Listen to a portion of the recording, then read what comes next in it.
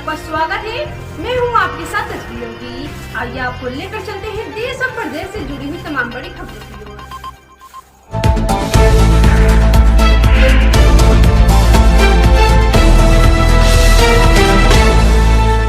स्वामी आनंद गिरी ने 2 संतों की मौत पर किया सनसनीखेज खुलासा।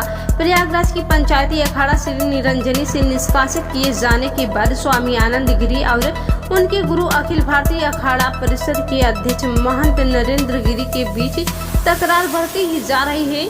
निष्कासन के बाद एक दूसरा वीडियो जारी कर स्वामी आनंद गिरी ने अखाड़े की संपत्ति को लेकर गंभीर आरोप लगाए हैं।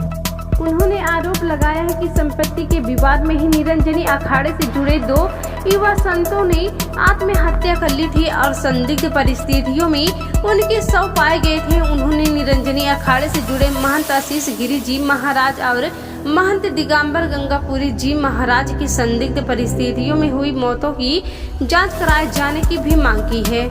स्वामी आनंद गिरी ने अखाड़े से जुड़े संपत्ति के विवाद में अपनी भी हत्या की आशंका जताई है।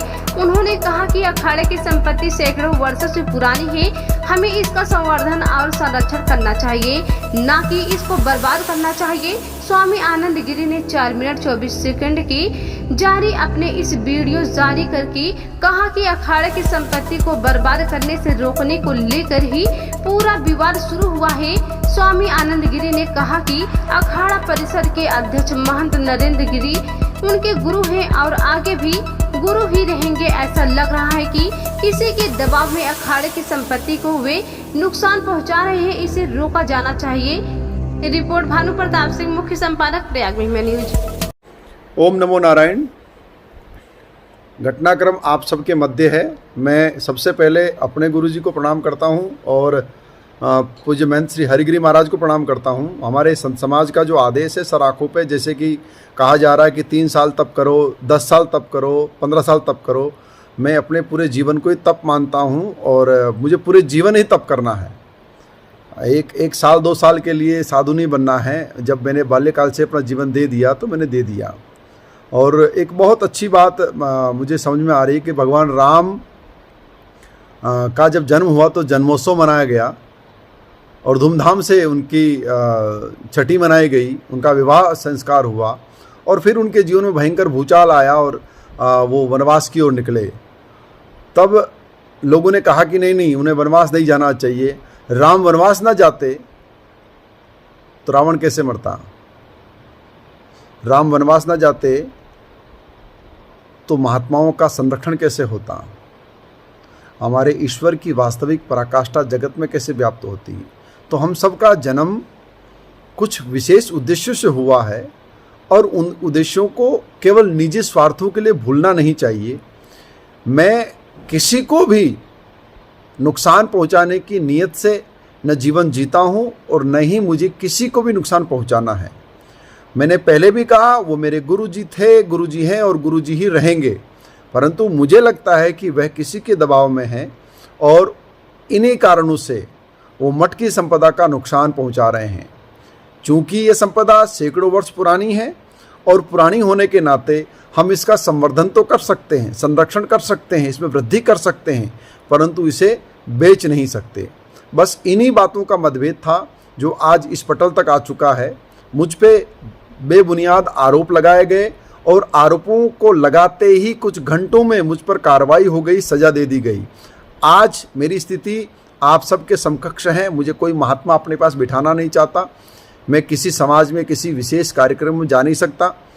मेरे पास अपने रहने का कोई ठिकाना नहीं है। मैंने अपनी मेहनत और पुरुषार्थ से अपने शिष्यों से जो धनोपार्जन किया था उससे मैंने आश्रम बनाया। उस आश्रम को बनने नहीं दिया गया, उसको सील कर दिया गया। और आज मैंने ये आवाज़ उठाई है कि हमसे पूर्व महंत आशीष गिरी जी महाराज, महंत दिगंबर गंगापुरी जी महाराज, 2 युवा साधु आत्महत्या जैसी संदिग्ध हालात में उनकी मृत्यु हो गई। उनकी जांच हो, अखाड़ों की संपत्तियां बचे, प्राचीन स्थानों का संवर्धन हो।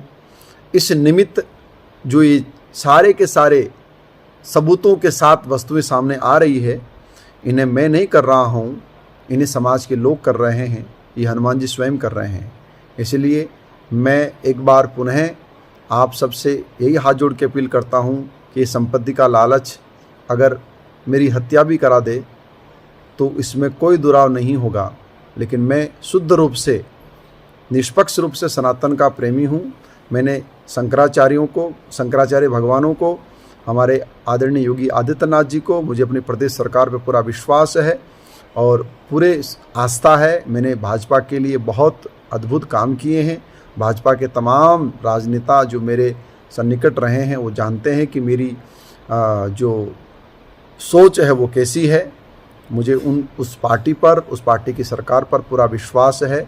मुझे विश्वास है कि निष्पक्ष जांच होगी और जांच के माध्यम से जो यथार्थ है वो सत्य साबित होगा। मैं बस इतना ही कहना चाहूँगा, ये घटनाक्रम बहुत दुखद है और इससे मेरे जीवन का जो सर्वस्व था वो आज नष्ट हो गया है और मैं समाज में चारों ओर गूगल में केवल नाम भर डालने से मेरी स्थिति बहुत ख़राब दिख रही है। देश दुनिया में मेरे नाम को बहुत थू-थू हो रही है। ये बहुत दुखद है। इसे कैसे रोका जाए, कैसे रुकेगा मुझे नहीं पता, पर मैं इतना कहता हूँ कि मैं सच के मार्ग पर निकल पड़ा हूँ। मैं इस मार्ग से पीछे नहीं हटूँगा। ओम नमो नारायण।